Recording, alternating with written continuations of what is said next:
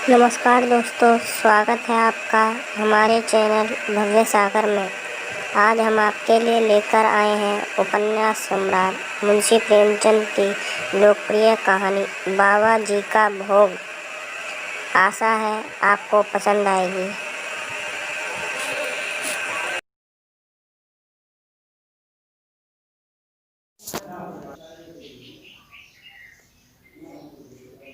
बाबा जी का भोग। मुंशी प्रेमचंद। रामधन अहीर के द्वार पर एक साधु आकर बोला, बच्चा तेरा कल्याण हो, कुछ साधु पर श्रद्धा कर। रामधन ने जाकर स्त्री से कहा, साधु द्वार पर आए हैं, उन्हें कुछ दे दे। स्त्री बर्तन मांज रही थी और इस घोर चिंता में मग्न थी कि आज भोजन क्या बनेगा। घर में अनाज का एक दाना भी ना था। चैत का महीना था, किंतु यहाँ दोपहर ही को अंधकार छा गया था। उपज सारी की सारी खलिहान से उठ गई। आधी महाजन ने ले ली, आधी जमींदार के प्यादों ने वसूल की। भूसा बेचा तो बैल के व्यापारी से गला छूटा। बस थोड़ी सी गांठ अपने हिस्से में आई, उसी को पीट पीटकर एक मन भर दाना निकला था। किसी तरह चैत का महीना पार हुआ। अब आगे क्या होगा, क्या बैल खाएंगे, क्या घर के प्राणी खाएंगे, यह ईश्वर ही जाने। पर द्वार पर साधु आ गया है, उसे निराश कैसे लौटाएं, अपने दिल में क्या कहेगा। स्त्री ने कहा, क्या दे दूं, कुछ तो रहा नहीं। रामधन, जा देख तो मटके में कुछ आटा वाटा मिल जाए तो ले आ। स्त्री ने कहा, मटके झाड़ पोंछकर कल ही चूल्हा जला था, क्या उसमें बरकत होगी।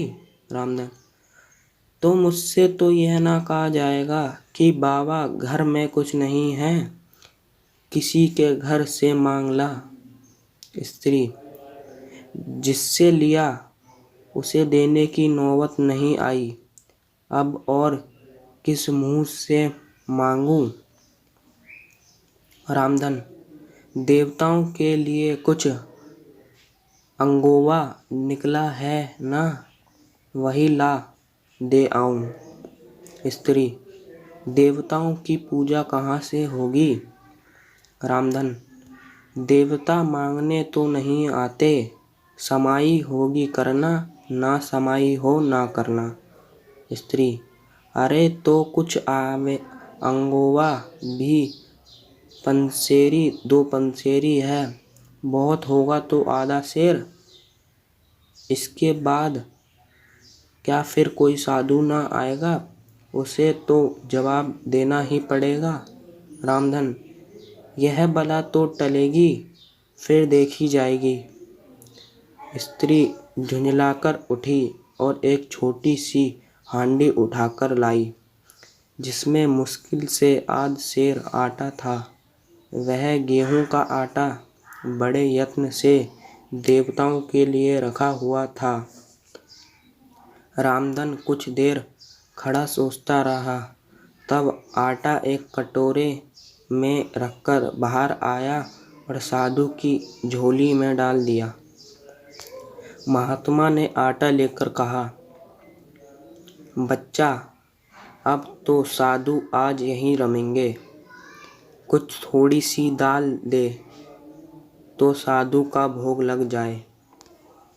रामधन ने फिर आकर स्त्री से कहा, संयोग से दाल घर में थी।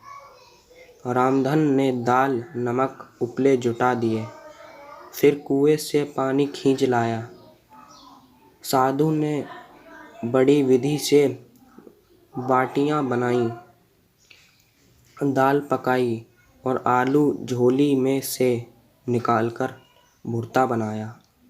जब सब सामग्री तैयार हो गई तो रामधन से बोले, बच्चा भगवान के भोग के लिए कौड़ी भर घी चाहिए, रसोई पवित्र ना होगी तो भोग कैसे लगेगा। रामधन, बाबा जी घी तो घर में ना होगा। साधु, बच्चा भगवान का दिया तेरे पास बहुत है, ऐसी बातें ना कह। रामधन, महाराज मेरे गाय भैंस कुछ नहीं है, घी कहाँ से होगा। साधु, बच्चा भगवान के भंडार में सब कुछ है, जाकर मालकिन से कहो तो।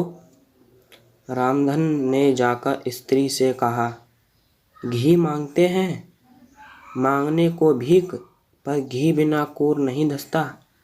स्त्री, तो इसी दाल में से थोड़ी दाल लेकर बनिए के यहाँ से ला दो।